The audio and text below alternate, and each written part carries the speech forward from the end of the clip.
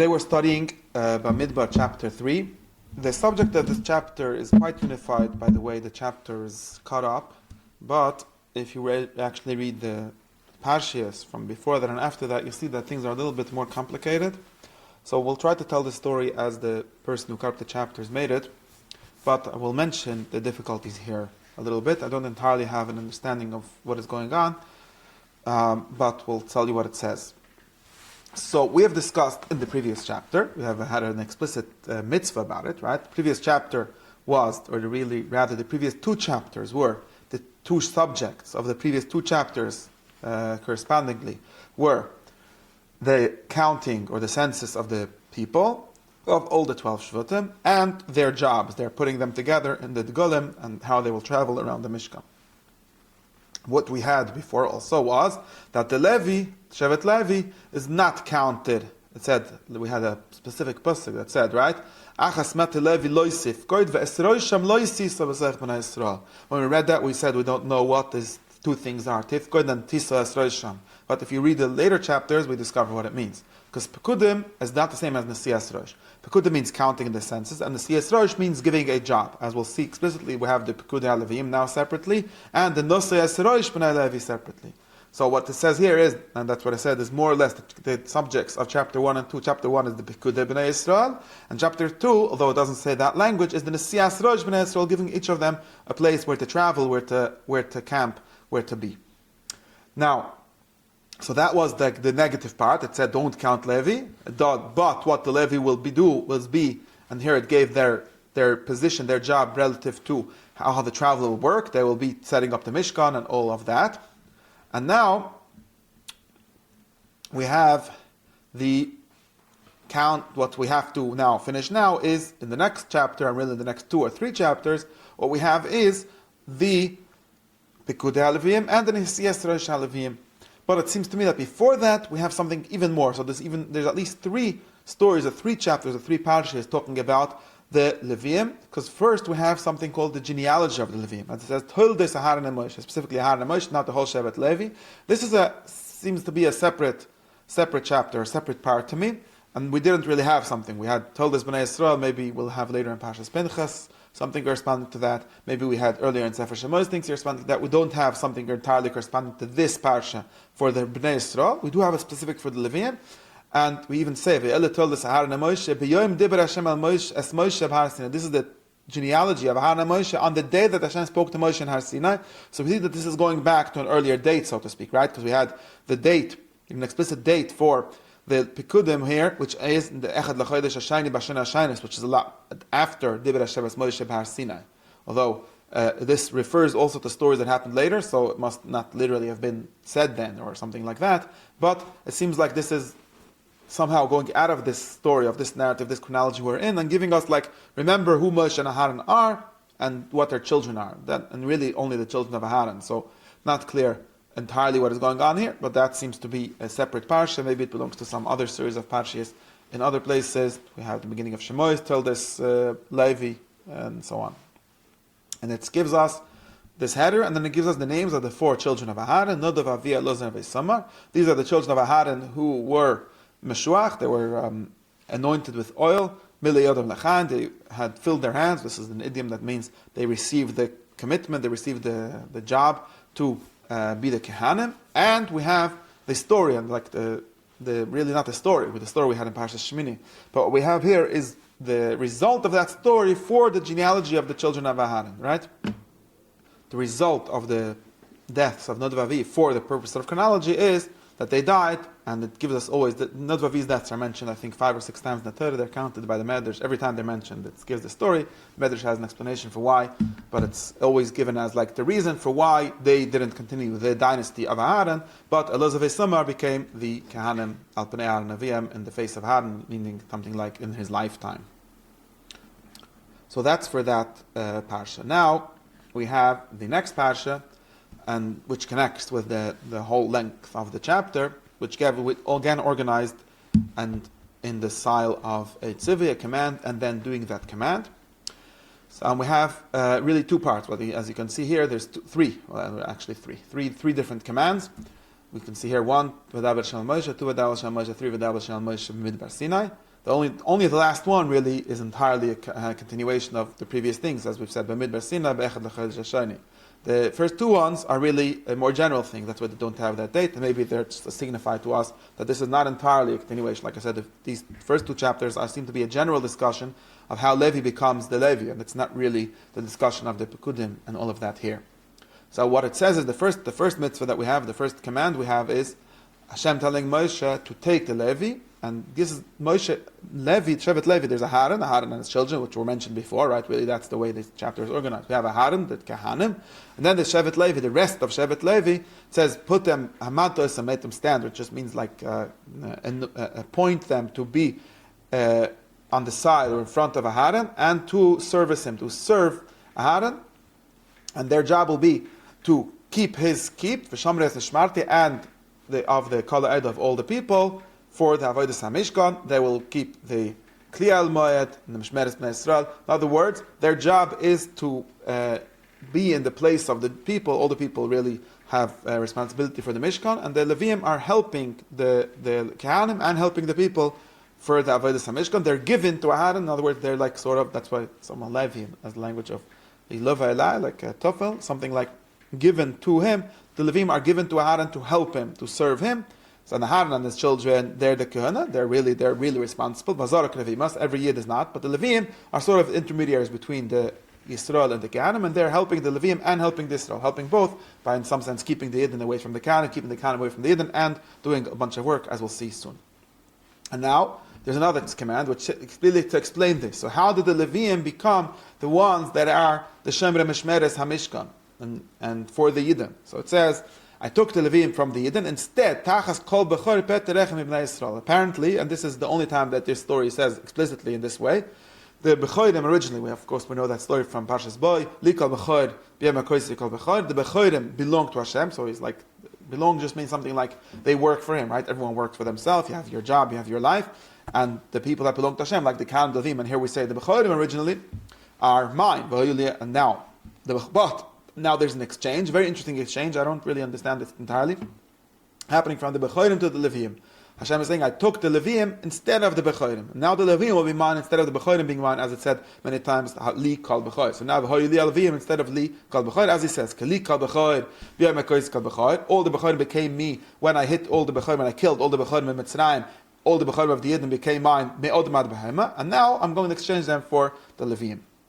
So that's the second parasha, and we'll see the completion of this, the doing of this in the next part of the chapter. And the second part of the chapter talks about how this exactly will happen, and later a little bit even more.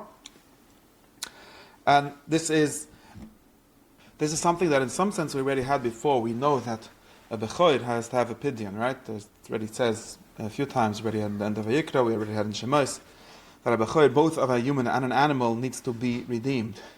But now we have a sort of a new story, or a new background, or a new kind of idea of this, that originally the Bechorim were to be redeemed in the sense of exchange for Leviim. So originally the Bechorim should be the ones working, should be the ones belonging to Hashem, but then Hashem exchanged them for the Bechorim, and then we'll see in the end of the chapter that there were some Bechorim that didn't have Leviim to be given, right? Every Yid, so to speak, had to give Hashem one Levi instead of him. So those would have to give 5 shekalim, and then also Ledoiris, we have to have 5 shekalim, apparently, because there's no more Leviim left to give as a new way, although there's no Leviim born, so there's some difficulty in understanding the logic of this exchange, but that's what it says. So this is, now then we get the third mitzvah, and this is a complete one. There's a mitzvah, and already says that he did it.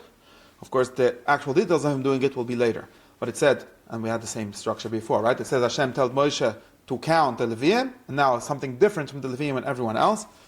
The Yidden were counted from 20 years and above, because that's the military age. The Leviim were counted from Ben Chodesh Hamala, which, as we've seen in the story of the Erechim and so on, it just means from when they're born. Until a month, you're sort of not counted as being born, but they were counted from then. And this apparent logic for this is, although we'll see later, it's not that the Leviim don't start to work from when they're a month old, but they still have some kind of kedusha, they still have some kind of chosenness or some kind of job, which is theirs, not because they're adults, but because they were born. So in that sense, it makes sense for the Leviim to be counted from when they were 1 month, and we'll see the same for the Bechorim are going to be exchanged from 1 month for the Leviim, not only the adult Bechorim from 20 and on.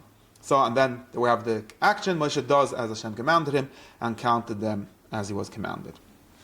So now what we have is something more than we had by the Yidden, right? So by the Yidden we just had the families, we didn't have, in Parashas Pinchas we will have it, right? But in Parashas Bamidbar we didn't have the mishpachos, or the batei av of the Yisrael. We only had the counts of each shevet. Now, for the Leviim we will have each family of Levi, we will have the story of their families, right? So each level of the generations and their families, because as we'll see later, each of these will get their specific job, their specific pekudah, in the sense of a job or command, or post.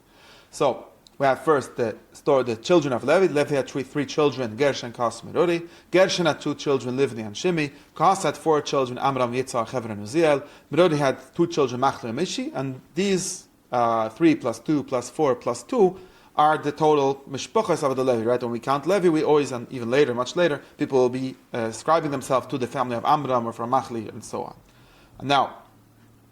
And now it repeats itself again.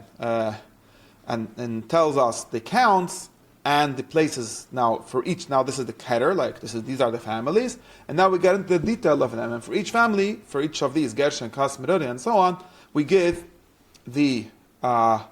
their families, and we give their. So again, that's a repeat, and we give their count, how many of them there were, and also where they live, where they will camp, and also what their job is in the Mishkan, because that's, as we said, that's their job in this whole story. So we have, starting from Gershon, the first son of Levi, who had 2 families, Livni and Shemi, and this is here it says different, not Livni and Shemi, it says Mispachas Livni, Mishpachas Hashem, just to tell us that these became families. Families are like a social grouping, doesn't just mean literally a son of and brothers and so on. It means that they were considered a family that had some job that belonged to them, and then even later, you would go to the Mishkan, you would say, you're Livni, and you would do this job.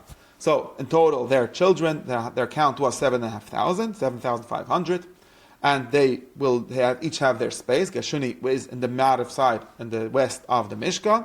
Their Nussi is someone, each have a Nussi, I forgot to say. Each have a Nussi, his Nussi is Al Yosef ben Loel. And their job is to carry the Mishkan, which means the covering of the Mishkan, the fabric, the riyos, the oil, the mechsai, the 3 levels of fabrics that were on top of the Mishkan. Also the fabric, the Masach of the oil, the Pesach of the door of the Mishkan, and the same for the Chutzah, the Kaliach, the curtains of the Chutzah, the Masach of the Pesach of the Chutzah, which is around the Mishkan and the Mizbach, and the hooks or the screws, whatever it is, the nails that we use for that. So that was the job of Gershon. If we remember the parts of the Mishkan, we remember that this organization, the divisions of the parts of the Mishkan, were already over there. Like we had, the one part is the fabrics, and there's fabrics on top of the Mishkan and in the Chutzah. Then we have Kehas.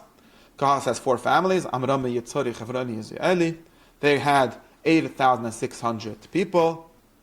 They were on the Taiman, or Taiman is Durham, right, on the south side of the Mishkan. Their Nussi is a Litzofan Ben Yisrael, and their job is the Kelim Hapnimim, right, the Oren, the Shilchan, the Menorah, the Mizbachos, and their utensils, the tools, the vessels that service the Mishkan, the Mizbach and the Menorah and so on, and the Musach. The Musach, apparently we had already the Musach, so this must mean the Paroiches of inside the Mishkan, which is more holy. So their job is really, as it says later, Kodesh HaKadoshim, the internal vessels that are in the Mishkan. That's Kehas. Then we have Emil, between Gershon, Kehas, and Merari, for some reason, we get the job of Elozah ben Aharon HaKohen. Elozah, as we said, was the Kohen after Nadav died, so Elozah is the next one who becomes the chief of the Kehanim, although Aharon was there, maybe he was a higher level, so he didn't do the actual work. He's Pekudah Shem Resh Melech HaKodesh. He's in charge of all of this. We'll see later that he's in charge of these 2, and his son had another job, was in charge of something else. So now we go to Merari, the third family, who has 2 families. The third, Mishpacha, maybe these are Batei Av, or maybe the opposite. Merari is a Beis Av, and the lower level are Mishpacha, I'm not sure. Machle and Mushi, and they have 6,200 people. Their Nussi is Tzuril ben Avichail. They are on the north side of the Mishkan, and what they carry is the Krushim of the Mishkan, all the parts of the Krushim, sort of the wood around the Mishkan, the Brichim, the Amudim, the Adonim, and everything belonging to them, and the same thing, the Amudim of the Chutzah. So the hard parts of the structure of the Mishkan is what they carry.